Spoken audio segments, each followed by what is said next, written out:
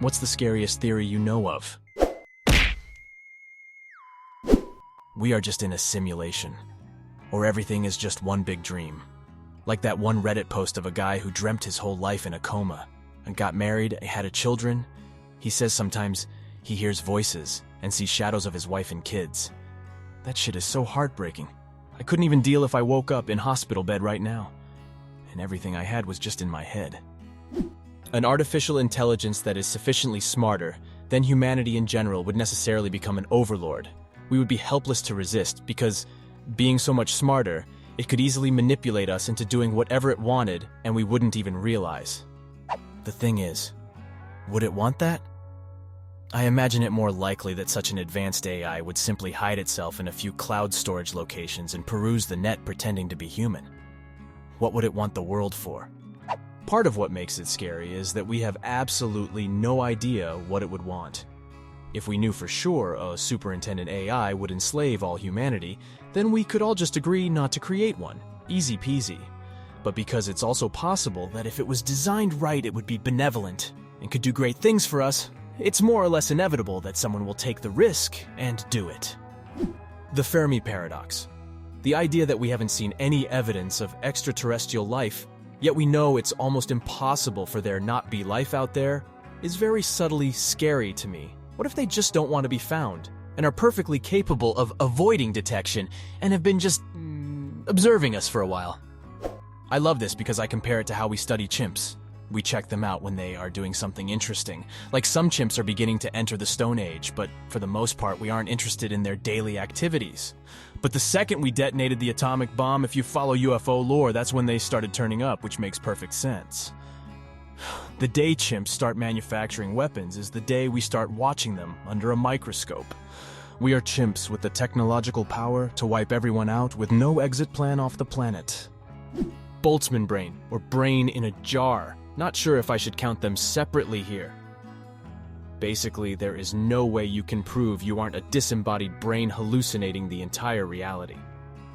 Terror management, everything that humanity has ever accomplished beyond basic survival, has been motivated by a fundamental and irreducible fear of non-existence. Our conception of self and self-esteem generally is simply a buffer against the anxiety that comes with recognizing that we will cease to be. Culture is just massive shared delusion to mitigate our fear of the unknown and ultimately of death. Thus, we want to imagine certain works of art as timeless or to place value in family lines and offspring, to project ourselves beyond death. We take comfort in our value systems and the structures that arise from them, whether that's through conceptions of biological kinship, national political identity, religious faith, etc. This includes belief in the inherent. Not so much a theory, but the idea that a large solar storm, if timed correctly, could knock out electrical systems across the planet. There have been some near misses, and the last time it happened was in the pre-electrical age when it nonetheless fried telegraph lines. But it's almost certainly just a matter of time before it happens again, a solar game of Russian roulette. Very probably, but that would be the least of your worries. The power distribution networks could be totally incapacitated, with the consequence of the water, food, etc. Delivery services shutting down. Assuming that the electrical systems in the vehicles survived, unlikely, you need the electrical network to pump the fuel into the vehicles. So no internet, no phone networks, no food deliveries, no water supply, no modern medicines. Basically back to things as they were before the Industrial Revolution. A large proportion of the population will die of starvation and a lack of medication. Humans and chimpanzees share 99% of the same DNA. The difference between humans and chimpanzees is insanely dramatic, and it's only a 1% difference. What if we share 99% of the same DNA with an alien race? But to them, we're the chimpanzees. It's only a 1% difference, but that alien race would be far superior than us. The dark forest theory.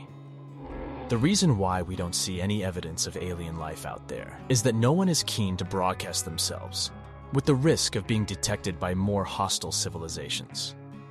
This is particularly scary for me, because we have been beaming out radio signals into space. Plus we have a probe out there with a golden disc detailing what we look like and where we are.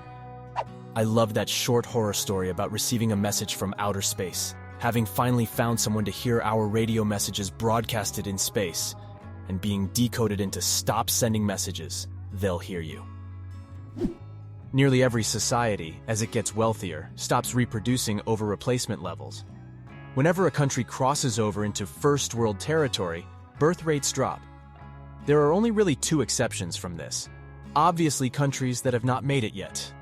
But we want trade partners, and poverty has been declining worldwide for decades. Source. So eventually, poverty will be gone. The other exception are extremely religious people, for example Amish, Mennonites, Mormons, ultra-Orthodox Jews, conservative Muslims. No matter the wealth, they keep a growth rate of 8 to 9% above replacement, which accounts to roughly doubling their numbers every 10 years.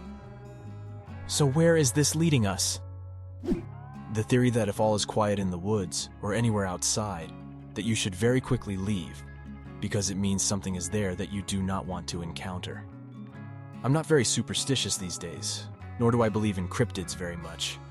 But I grew up in the hills and hollers of Kentucky, and anytime the birds stopped singing and the insects stopped chirping, I left.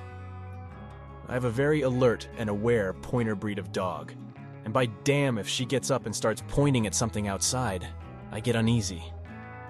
I do feel like animals have this innate ability to sense danger, whether it be natural or not.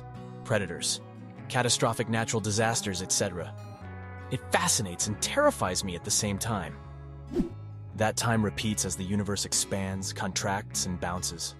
We live our lives over and over again with billions of years in between each brief instant of consciousness that we are completely unaware of. Still beats living once and never existing ever again, though it sucks for those who had truly horrible lives. But even then, it's not like we remember the first billion times we've all done this before. So what does it matter anyway? The idea of solipsism. Although that is more of a philosophical idea than a theory. Solipsism holds that knowledge of anything outside one's own mind is unsure. The external world and other minds cannot be known and might not exist outside the mind. It's definitely scary to think that you could be the only self-aware thing in the universe. Everybody else you interact with might seem like they are, but you can't prove it. If that were true, you're all alone in this bizarre universe, and everything that you thought was real isn't.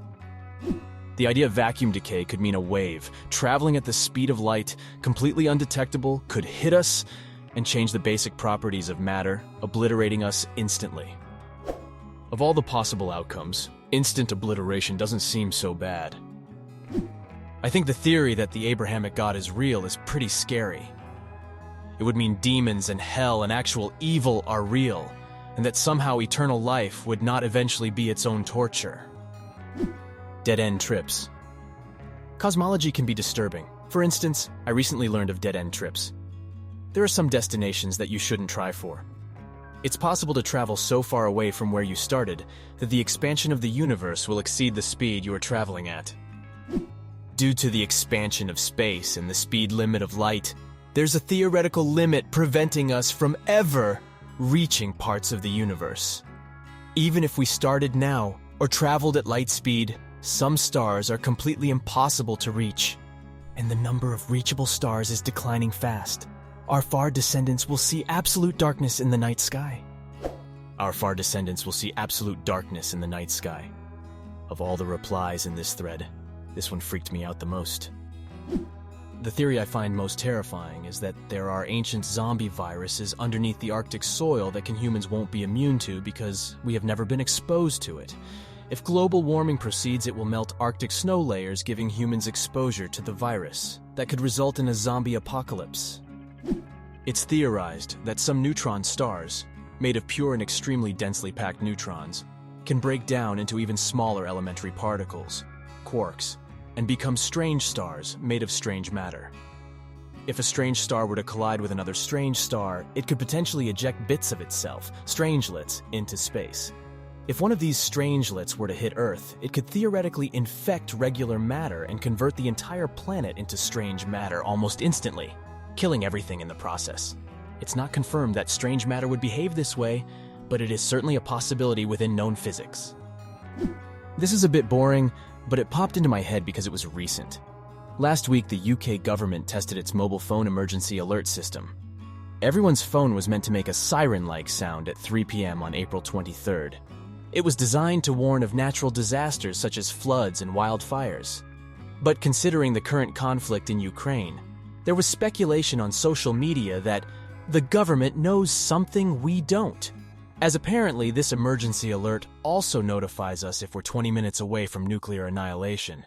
In the end, it was a bit of an embarrassment as some received the alert early and some didn't receive it at all.